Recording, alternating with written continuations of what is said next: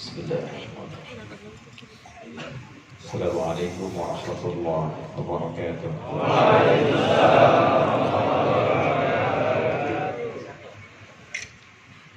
Alhamdulillahilladzi hadana ila al-islam fa asbahna muslimin wa gharasa fi qulubina al-iman fa asbahna mu'minin wa amarna bil ibadati linakuna minal muttaqin. فسبحان الذي خلقنا أحسن تقويم نحمده حمدا شاكرين حمدا داعمين كما علمنا أن نحمده نصلي ونسلم على أفضل الأنبياء والمرسلين سيدنا محمد وعلى آله وصحبه وأمته إلى يوم الدين أما بعد فيا عباد الله أوصي نفسي وإياكم بتقوى الله فقد فاز المتقون فلا تموتن إلا وأنتم مسلمون. وقال تعالى يا أيها الذين آمنوا اتقوا الله حق تقاته ولا تموتن إلا وأنتم مسلمون. Saudara-saudariku yang seluruhnya insya Allah dimuliakan oleh Allah Subhanahu wa Ta'ala. Penuntut ilmu itu diistimewakan oleh Nabi dengan berbagai keistimewaan. Di antara hadis yang sering dikutip oleh para ulama dalam kitab mereka untuk mengingatkan keistimewaan penuntut ilmu adalah hadis riwayat sahabat Abu Darda radhiyallahu taala anhu tersebut dalam Sunan Ibnu Majah nomor hadis 233. Hadisnya cukup panjang tapi sering dipotong sehingga seakan terlihat beberapa versi hadis, padahal kalau digabungkan itu satu hadis yang sama. Nabi bersabda, "Man salaka tariqan yaltamisu fihi 'ilman, sahhalallahu lahu tariqan ilal jannah."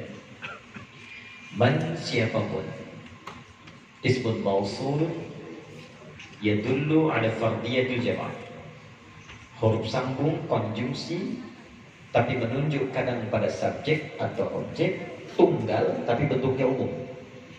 Jadi kalau diartikan begini, siapapun laki-laki kah, perempuan kah, besar, kecil, tua, muda, setiap personalnya, bukan kelompoknya, setiap orangnya, kata Nabi, yang berusaha menempuh perjalanan untuk datang ke majlis ilmu. Dan kalimat jalannya menggunakan tariq. Jadi ada syari', ada tariq, itu berbeda. Syari' jalannya lebar, itu syari' di depan, jalannya lebar. Jadi kalau lebar, tantangannya itu tidak terlalu sulit. Ada alternatif jalan, kemacetan berkurang. Tapi kalau tariq, itu setidaknya punya dua pengertian. Satu, jalan kecil yang berliku, tidak mudah dilalui.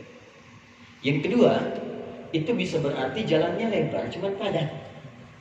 Untuk sampai ke tujuan kadang tidak mudah. Ada yang teman-teman mungkin dari daerah yang tidak mudah, ada yang pakai pesawat, ada yang pakai kereta, ada yang lewati pulau dan sebagainya untuk belajar. Maka apa kata Nabi? Siapapun yang menempuh perjalanan dengan suasana tadi untuk belajar pengetahuan walaupun sedikit, pakai nakirah, mungkin belajar satu hadis, satu huruf ayat Al-Quran, sahhalallahu lahu tariqan ilal jannah. Maka semua kesulitannya tadi, biayanya, keringatnya, tenaganya, waktunya akan dicatat oleh malaikat dengan izin Allah untuk menjadi timbangan yang meringankan langkah dia ke surga di akhirat. Ya, jika ikhlas dia belajar. Kemudian ini yang menarik, wa innal malaikata, belum selesai hadisnya. Dan sungguh para malaikat itu la tad'u ajnihataha ridan li talibil ilmi, membentangkan sayapnya sejak penuntut ilmu itu keluar dari tempat dia tinggal. Di teman-teman ini, ya ikhwan, akhwat, sejak keluar tempat tinggal, di rumah, di apartemen, di kosan, kontrakan, itu malaikat membentangkan sayapnya. Sampai dia berangkat, selama di jalan, duduk di majlis ilmu sampai pulang. Kalau malaikat sudah diredaksikan membentangkan sayapnya, maka setidaknya ada 2 sampai 3 pengertian di sini. Satu, bisa mengaminkan doa. Kan itu di jalan tuh sebelum berangkat sampai di majlis ilmu isi dengan doa. Mungkin ada sekian permohonan kita kepada Allah yang belum terkabul. Mungkin ini waktunya. Mustajabnya di sini. Saya pernah sampaikan materi ini pada seseorang yang ingin sekali berhaji. Saya saat mengajar manasik, jadi setahun sekali saya buka pendidikan manasik untuk semua orang yang ingin belajar. Apakah berangkat saat itu atau tidak?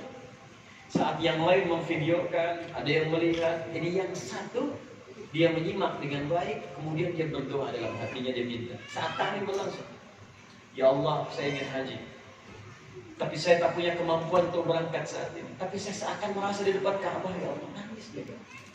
Pulang-pulang dia kemudian jadi imam di musalla, dia bacakan rangkaian ayat haji Al-Baqarah 196 sampai 203.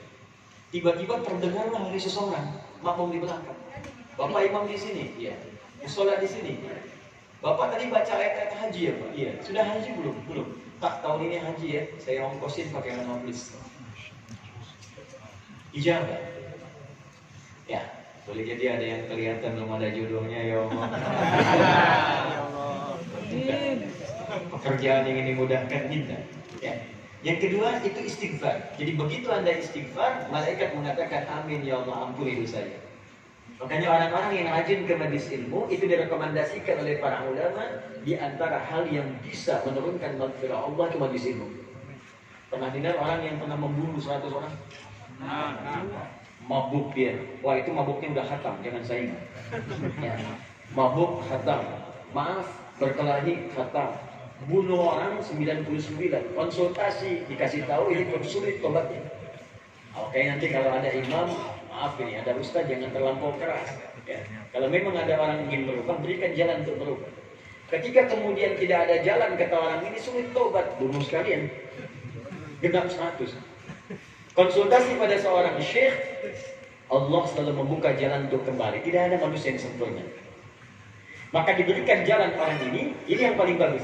Datanglah pada Ustaz Fulan, cobalah engkau datangi majlisnya dan minta bimbingan untuk kembali kepada Allah Subhanahu wa taala. Ketika orang ini ingin taubat, ditunjukkan ke majlis ilmu. Di jalan dia menangis, ya Allah, aku ingin taubat. Ya Allah, istighfar dia. Aku ingin berubah. Karena Allah belum sampai ke masjid itu, belum sampai ke majlis ta'limnya, tiba di pertengahan. Jadi kalau ini majlisnya, baru di tengah-tengah lebih sejengkal sedikit. Dia berharap datang ke majlis ilmu, di pertengahan maut datang lebih cepat menjemput dia. Meninggal seketika pada saat itu dalam keadaan sedang taubat.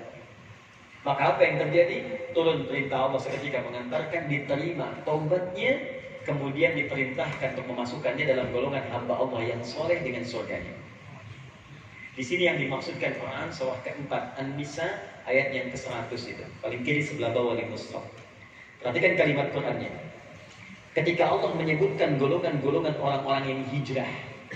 Hijrah itu berusaha meninggalkan yang dilarang oleh Allah, berubah menjadi baik. Maka di antara mereka ada yang langsung diisyaratkan oleh Allah Subhanahu wa taala, "Wa may yuhajir fi sabilillah yajid fil ardi muraghaman katsiran wa sa'a." Kalau ada orang yang berinisiatif berubah jadi lebih baik, ingin hijrah, saya mau tinggalkan miras, saya tinggalkan. Saya tinggalkan yang haram, saya ingin lebih baik lagi.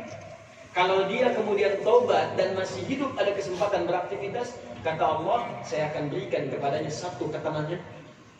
Jadi kalau hijrah pertama kali yang didapat bukan dunia, tapi perasaan lebih tenang. Kalau nggak percaya silakan. Anda jarang ke masjid, tiba-tiba kemudian pengen ke masjid.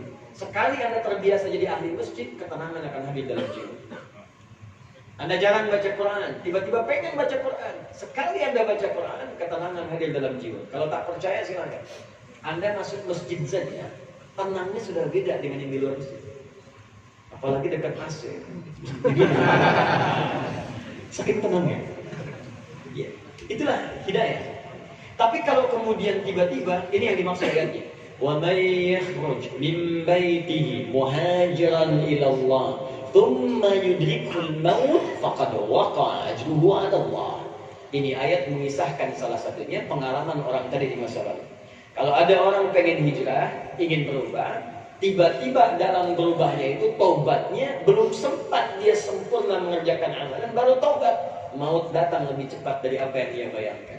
Diterima taubatnya, dituliskan pahalanya dan surga menantinya. Maka berbahagialah teman-teman di antara sekian hamba Allah yang hadir saat ini, tinggal menetap di Korea atau Busan sekitarnya, kita yang diperkenankan oleh Allah hadir di majlis dan masjid ini.